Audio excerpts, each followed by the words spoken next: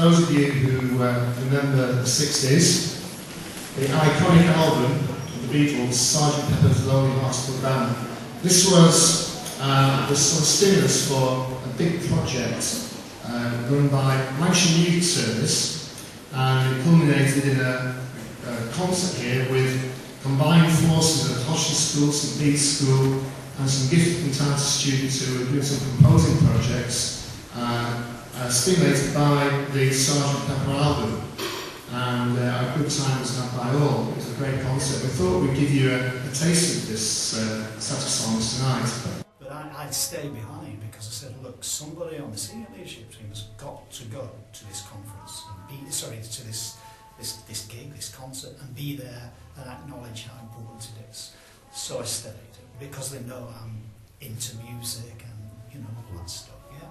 So I stayed. And I wasn't sure what to expect at all. And I grew up with it all. I can remember exactly when I bought Sgt Pepper, where I bought it from, how I took it home and played it, exactly. And Sgt Pepper now, on reflection, is not one of my most favourite Beatles albums, but I recognise what it did and how important it was. So I came to this concert and I thought, okay, what are we going to get? And I was absolutely blown away, because here we got a group of 15, 16, 17-year-olds performing virtually the whole of Sgt Pepper, note for note, exactly note for note. If you close your eyes, it wasn't the Beatles, you knew that, but it was note for note for note.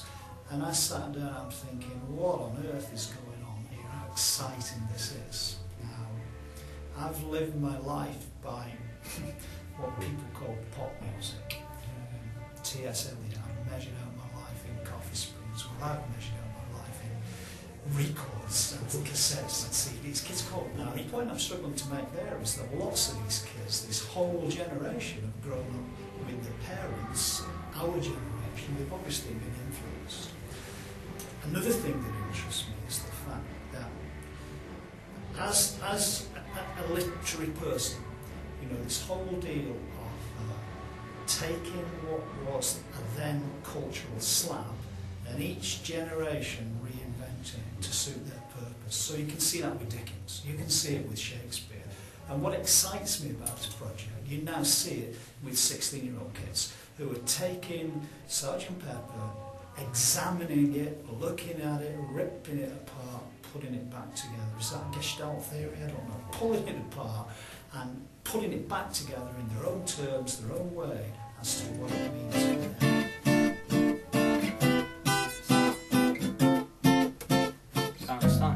How's it? Right, so cut. Get it right.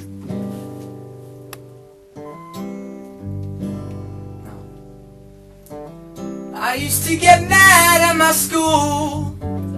The teachers that taught me weren't cool. We're doing that way. Right. Go. It's getting better all the time.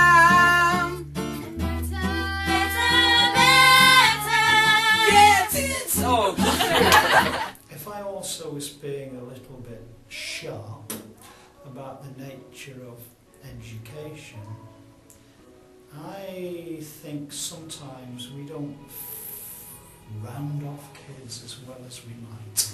And I think a project like this is giving those kids an experience that's going to make them more fully rounded people. What a daft phrase that is.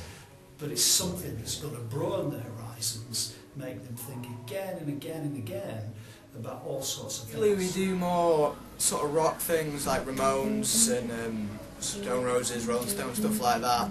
But this is different because, like, whereas usually our stage presence will be quite angry, this is a bit more, soft and, mellow.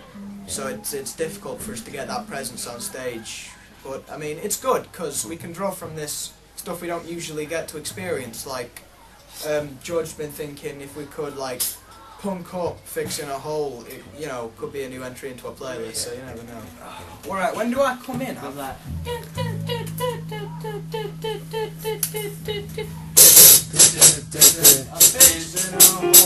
I'm